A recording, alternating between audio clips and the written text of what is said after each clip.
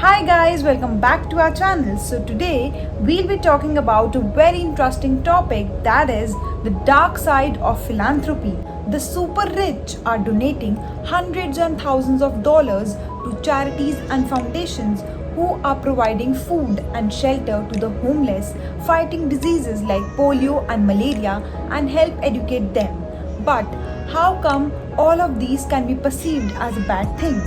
This is what we are going to talk about further. Through philanthropy, Giridhara Das warns us on how wealthiest people can do good things in millions and bad things in billions. Andrew Carnegie also wrote how rich should use their superior wisdom, experience, and ability to administer and could do better for themselves than they could or would do for themselves. Philanthropy by big billionaires has now been reduced to just a smokescreen to hide their dark side and enables them to evade taxes, which leads to ridiculous situations. For example, Warren Buffett paying less taxes than his secretary. For instance, taking the example of donor advice funds, it allows donors to make charitable contribution, receive immediate tax deduction, and recommends fund from overtime. But the charitable foundation receives the fund much later because the fund is let to sit indefinitely. And this is how billionaires and ultra-rich exploit the loopholes.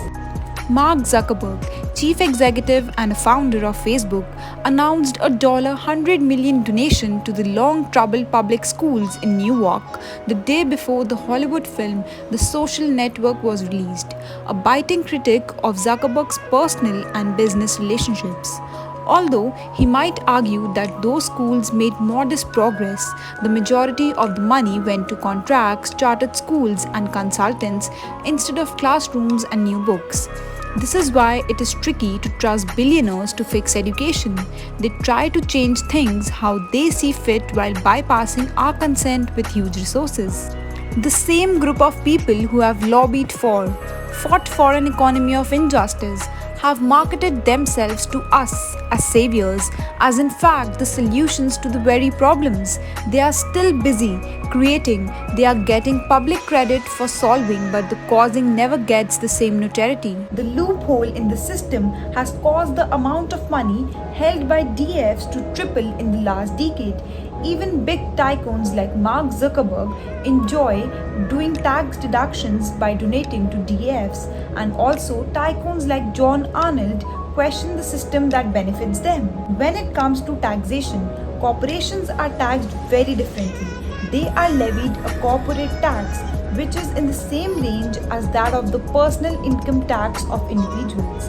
What happens is, because the resources are of a big company and there are legal tools, they hold more power than an individual and also sneak around loopholes and evade taxes legally. Hedge funds and private equity managers benefit from the infamous carried out in trust loophole. They are required to pay capital gains tax, which is much lower than the income tax, around 20 to 25%. It leads to a bigger problem, that is wealth inequality. There are billionaires much more than ever whose fortunes have recorded levels. Concerns over exploitation of philanthropic loopholes started a long time back in the late 19th century in the Gilded Age. People back then worried that big philanthropy would give the rich immense power over society. It starts with Andrew Carnegie, America's richest man back then. He wrote an essay on philanthropy called The Gossip of Wealth. In it, Carnegie wrote that the rich are obligated to help the poor. Andrew Carnegie isn't the only member of this very concerning school of thought. Michael Dell, founder of Dell Technologies, when asked about his opinion about reducing the wealth inequalities through taxes in the World Economic Forum 2019 said, "I feel much more comfortable as a private foundation to allocate funds to charity than I do giving them to the government." But this causes people to wonder, what is the problem that big billionaires trying to go out there changing the world for good? What's wrong with people like Bill Gates who are trying to eradicate diseases such as polio and malaria?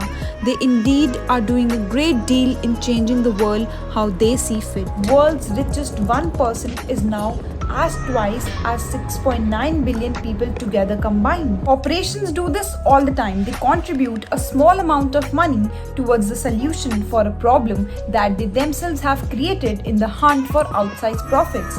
The world is filled with such examples, such as the Sacklers, who were responsible for the opioid epidemic.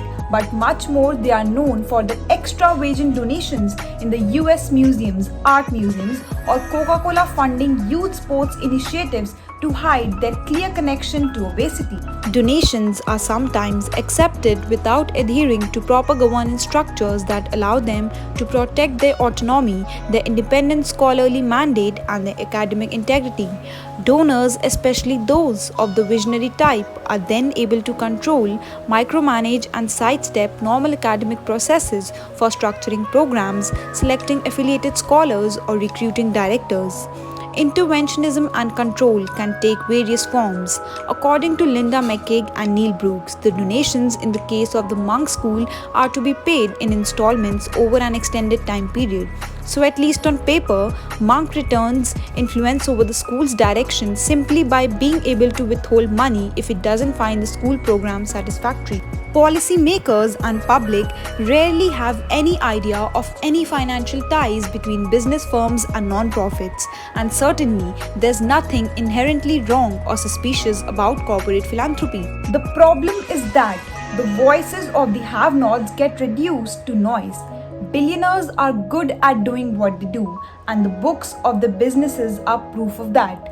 But changing and maintaining the overall order and welfare of the world is not their task, but task of the democratically elected governments. That is why it is our responsibility to stop billionaires from exploiting the poor and escaping from paying more money in the taxes. Please don't forget to like, share and subscribe to our channel to hit the bell icon. And don't forget to check out our book.